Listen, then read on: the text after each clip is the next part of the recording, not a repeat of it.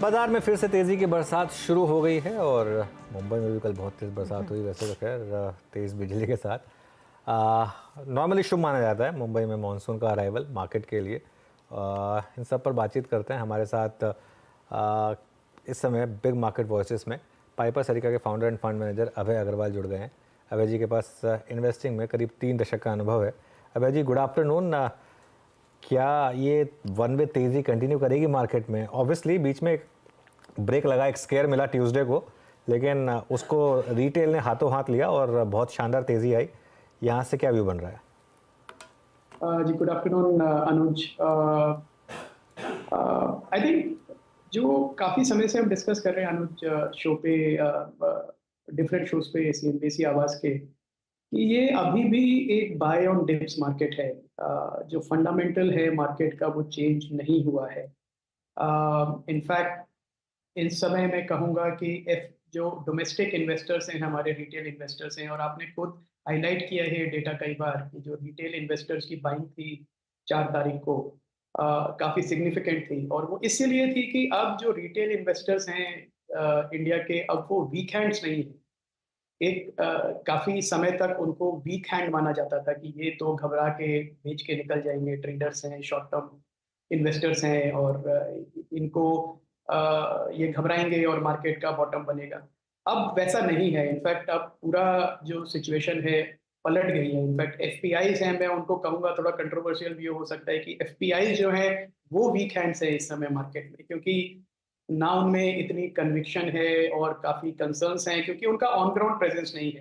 पर जो domestic investors हैं वो अपना अच्छे से रिसर्च कर रहे हैं, म्यूचुअल फंड्स भी हैं, इंस्टीट्यूशनल और रिटेल दोनों की मैं बात करूंगा, और उनमें कॉन्फिडेंस है और कन्विक्शन है कि एक लंबे समय तक के लिए इन्वेस्ट करके हम रह सकते हैं। और ये जो एक सेगमेंट है इसको पूरा क्रेडिट नहीं मिलता है। लोग अभी भी रिटेल इन्वेस्टर को सोचते हैं तो सोचते हैं कि एफएनओ ट्रेडर्स हैं वो होंगे, पर वो नहीं है। मैं और जब मैं नीरज जी के साथ शो किया था 4 तारीख को शाम को, जब थोड़ी मायूसी थी मार्केट में, तब मैंने उन्हें कहा था कि देखिए, इस दिन 4 तारीख को हमारे पीएमएस में की हिस्ट्री में डेली इन्फ्लो जो आते हैं, हाईएस्ट इन्फ्लो आया, और मैं बहुत पॉजिटिवली सरप्राइज था, और बहुत खुश था ये देख के कि इन्वेस्टर मेच्योरिटी काफी अच्छी आ गई है इस समय। अनुज, तो ये मुझे लगता है ये सपोर्ट करेगा मार्केट को। और ऑफ कोर्स थोड़ी नर्वसनेस रहेगी, कैबिनेट मिनिस्ट्रीज, इलेक्शन के जो दूसरी कंट्रीज में इलेक्शंस हैं, अर्निंग्स देमसेल्व्स, बजट एक बड़ा इवेंट है, पर मुझे लगता है मार्केट इसको ओवरलुक करके और एक तरफ से चलता जाएगा और इन्वेस्टर्स को अच्छा रिवॉर्ड करेगा जो अपना कॉन्फिडेंस और पेशेंस मेंटेन करेंगे मार्केट। जिस तरह का इन्वेस्टमेंट यहाँ पर रिटेल की तरफ से आया है, और जो सुमित भी अभी मेंशन कर रहे थे कि किन स्टॉक्स, किन सेक्टर्स में रुझान बढ़ने लगा है, रफली इस समय अगर आप अपने पीएमएस का एक उदाहरण दे सके, ओवरवेट आप किस पॉकेट में है पोस्ट इलेक्शन? कहाँ पर आपको लग रहा है कि अब अच्छी खासी तेजी बनती दिखाई देगी? क्योंकि प्री इलेक्शन तो ऑफ कोर्स वो यूजुअल थे, बैंक्स थे और सरकारी कंपनियों में, क्योंकि वहां पर अच्छा पैसा बना। अब इस नए 5 ईयर टर्म के लिए क्या कुछ एसेस किया है आपने पोर्टफोलियो को? जी हर्षदा, गुड आफ्टरनून। इसमें हमारे 3 व्यूज थे इसमें, going into elections and before that also. और एक उसमें जो काफी बड़ी थीम, जो हम अभी नहीं पिछले मैं कहूँगा 6 महीने से काफी फोकस्ड है, वो है वो सारी कंपनीज जो कि एक फार्मर को और जो एग्रीकल्चर इकोनॉमी को ज्यादा प्रोडक्टिव होने में हेल्प करती हैं। और उसमें नाम आते हैं crop protection, crop yield improvement, fertiliser companies, mechanisation, financing to farmers. ये सारी चीजें ऐसी हैं जिसपे मुझे पूरा विश्वास है कि सरकार का एक मेजर फोकस रहेगा, both for political reasons and economic reasons, क्योंकि इकोनॉमी की जीडीपी नहीं बढ़ सकती उस लेवल पे जितना हम चाहते हैं जब तक कि एग्रीकल्चर सेक्टर की जो इम्बैलेंसेस हैं और जो उनके रास्ते में जो डिफिकल्टीज आती हैं उनको निकाला ना जाए। तो उस हिसाब से हमने ओवरवेट किया है अपने पोर्टफोलियो में एग्रोकेमिकल कंपनीज को। सो मेरी बाय रिकमेंडेशंस नहीं है अक्षरा, पर जो हमारे पोर्टफोलियो जो हमने ऐड किया पिछले 6 महीने से, धानुका एग्रीटेक, थोड़े दिन पहले यूपीएल भी मैंने बात भी करी थी, हमने ऐड किया पोर्टफोलियो में। और भी एग्रोकेम कंपनीज हैं जिनको हम देख रहे हैं, देन फार्म मैकेनाइजेशन में महिंद्रा एंड महिंद्रा जैसी कंपनीज हैं जो कि इम्पोर्टेंट है। तो एक तो ये एग्री इकोनॉमी फोकस जो है वो, दूसरा है एक इंश्योरेंस की तरफ हमारा रुझान काफी बड़ा है हर्षदा, कि ये एक ऐसा स्पेस है जिसमें काफी जीएसटी रिलेटेड इनएफिशिएंसीज हैं, जो मेरा एक्सपेक्टेशन है अब सरकार निकालेगी जीएसटी रैशनलाइजेशन में। जैसे अभी भी आप एक हेल्थ इंश्योरेंस पॉलिसी खरीदते हैं, चाहे 2,000 रुपए की हो या 2 लाख रुपए की, आपको 18% का जीएसटी देना पड़ता है, और उसके बाद जब आप हॉस्पिटल का बिल पे करने जाते हैं वो भी 18% जीएसटी चार्ज करते हैं। तो ये बड़ी एनॉमली है। तो जैसे ये निकलेगी तो इंश्योरेंस कंपनीज को काफी फायदा मिलेगा। तो स्टार हेल्थ और आईसीआईसीआई प्रू लाइफ ये हमने पोर्टफोलियो में ओवरवेट करा है अभी इस समय। लेंडर्स से हम दूर हैं हर्षदा, लेंडर्स को हमने ज्यादा जगह नहीं दी है अभी, क्योंकि मुझे लगता है जो इनकम जो एनआईएम्स थे पीक आउट हो चुके हैं और इस समय से मार्जिन प्रेशर रहेगा इन पे। तो जो मार्केट का थोड़ा चार्म है प्राइवेट सेक्टर बैंक्स की तरफ, वो मुझे लगता है थोड़ा कम होगा अगले साल भर में, जैसे रिटर्न नहीं दिखेगी और दूसरी अपॉर्चुनिटीज लोग ढूंढेंगे। और तीसरा स्पेस नॉन फेरस मेटल है, जो कि प्ले है एक ग्लोबल नॉन फेरस प्राइसिंग की रिकवरी में हर्षदा। तो ये 3 सेक्टर्स हैं जिन पे हमारा फोकस है अभी इस समय। ओके अभय जी, एग्रोकेमिकल्स, इस पे आपकी टिप्पणी आई थिंक, और आपने लास्ट टाइम भी यूपीएल का जिक्र मेरे को किया था, तो आप कन्विक्शन के साथ इस बास्केट में एडिशन करते हुए, अच्छा एक दो बास्केट का और जिक्र करूंगा मैं यहाँ पर। थोड़ा सा जरा पावर स्टॉक्स को देखिए, I mean REC, PFC, power grid, बहुत अच्छा मूव। हालांकि वो जो ड्यूरिंग इलेक्शन आई थिंक और वोटिंग परसेंटेज, उसके बाद एग्जिट पोल, उसके बाद एक्चुअल के नंबर्स का रिएक्शन, ये टर्बुलेंस तो थी, लेकिन अब प्राइस स्टेबल है स्क्रीन पे एटलीस्ट। पावर में आपने अपने आप को कैसे डिस्ट्रीब्यूट किया है, या फिर अगर एक दो नाम जोड़े हों अभय जी? विलेन पावर से हमने पूरी एक्चुअली मिस कर दी है ये पूरा प्ले, और हमने कुछ भी ऐड नहीं किया है। तो एक मिस है, पर अगेन एक मार्केट आपको ये भी बताता है कि आपको हर चीज में सक्सेसफुल होने की जरूरत नहीं है। अगर आपका पोर्टफोलियो में रिटर्न है वो दूसरे तरीके से भी आ सकता है। तो पावर मैं कहूंगा हमने मिस किया है, इसलिए क्योंकि एक पावर की बहुत लंबी हिस्ट्री थी कोई रिटर्न ना बनाने की कैपेक्स हैवी साइकिल पर। जो हमने अंडर एस्टिमेट किया वो 2 चीजें अंडर एस्टिमेट करी, एक तो डिमांड ऑफ पावर, और दूसरा जो रेगुलेटरी एनवायरनमेंट और जो एसईबीज की जो फाइनेंशियल स्टेटस है वो इम्प्रूव हुआ।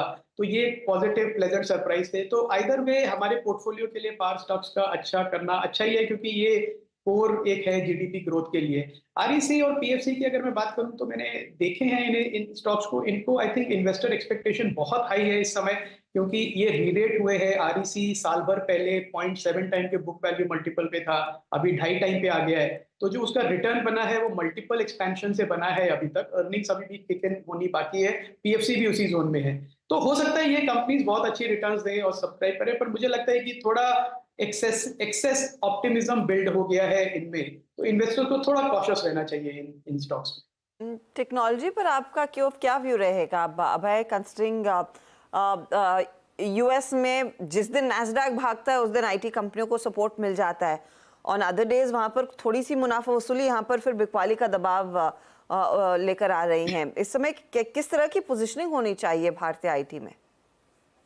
जी अगेन ये हर्षदा, इस स्पेस पे मेरा 1.5 साल से करीब काफी नेगेटिव व्यू रहा है, और वो अभी भी मैं कोशिश भी कर रहा हूँ तो चेंज नहीं हो रहा है, क्योंकि मुझे अभी भी कोई पॉजिटिव ट्रिगर्स नहीं देख रहे हैं। एक डिमांड एनवायरनमेंट वीक है, दूसरी तरफ आपके ऊपर कॉस्ट प्रेशर है। सबसे बड़ी बात है कि ये हमारी जो आईटी कंपनीज है वो अभी भी एक टाइम एंड मटेरियल मॉडल पे चल रही हैं, प्रोजेक्ट बेस पे प्राइसिंग करने में अभी भी कतराते हैं। तो दूसरी तरफ जैसे जैसे जनरेटिव एआई के टूल्स अवेलेबल हो रहे हैं मार्केट में, तो जो कॉम्पिटिटर्स हैं वो कम प्राइसिंग पे, लिटरली मैंने देखी है कंपनीज, हमारा एक स्टार्टअप फंड है पाइपर सरिता एंजल फंड, उसमें जो कंपनीज हैं वो 1/3 ऑफ द प्राइस जो बड़ी कंपनीज है हमारे उनसे सेम प्रोजेक्ट्स कर रही हैं, और कस्टमर को ज्यादा कंट्रोल दे रही हैं अपने प्रोसेसेस पे। तो उस इन्वायरमेंट में मैं अभी भी देखूं तो मुझे कन्विक्शन नहीं है कि ये आईटी सर्विसेज कंपनीज जो है हमारी बहुत अच्छी कंपनीज है, पर ये कर पाएंगी ग्रोथ बियॉन्ड 5% से ज्यादा का, और 5% भी बहुत ऑप्टिमिस्टिक है इस समय। तो इस एनवायरनमेंट में मुझे नहीं लगता कि ये ठीक समय है आईटी सर्विसेज में बॉटम फिशिंग करने का।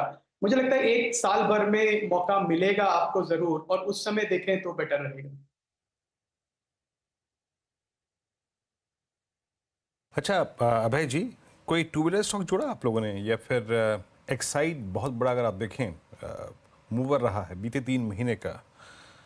तो अगर मैं ऑटो में, हालांकि आपने M&M का चुनाव कर रखा है और M&M आपका बहुत स्ट्रॉन्ग मूव देखे गया अभी, स्पेशली टू व्हीलर, एंसिलरी या फिर बैटरी स्टॉक्स में कोई चुनाव आपका अभय जी? जी, जब मैं एक नीरज जी ने जनवरी में एक शो किया था आवाज अड्डा पे, मल्टी बैगर, उन्होंने रिकमेंडेशंस मांगी थी, तो मैंने जो उस समय सबसे पहला नाम सजेस्ट किया था वो था अमारा राजा, और वो हमने पोर्टफोलियो में ऐड किया था। आई थिंक वो एक बहुत छोटे समय में डबल से भी ज़्यादा हो गया है पोर्टफोलियो में।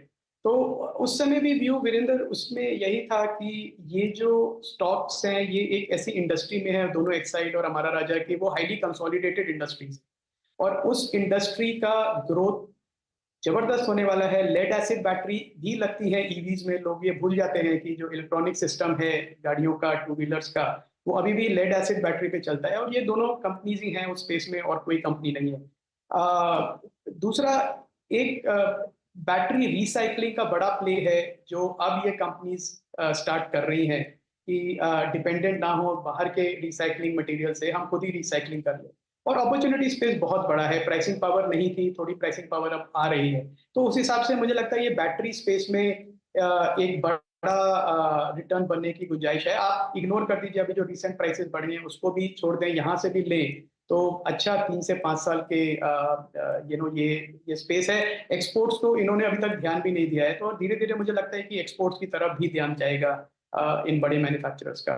सो बैटरी स्पेस अच्छा है। दूसरा, टू व्हीलर में टीवीएस एक है हमारे पोर्टफोलियो में काफी समय से, और वो इसलिए है कि एक बहुत ही इनोवेटिव कंपनी है, महंगी कंपनी है, पर in terms of product innovation number 1 है। ईवी टू व्हीलर्स में चुपचाप बिना किसी के नोटिस किए नंबर 2 प्लेयर ऑलरेडी बन गए हैं आफ्टर ओला।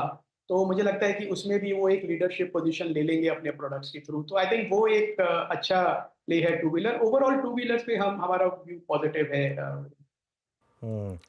ओके, चलिए अब एक अभी जी बहुत बहुत शुक्रिया आज हमारे साथ बात करने के लिए, और आगे बढ़ते हैं अब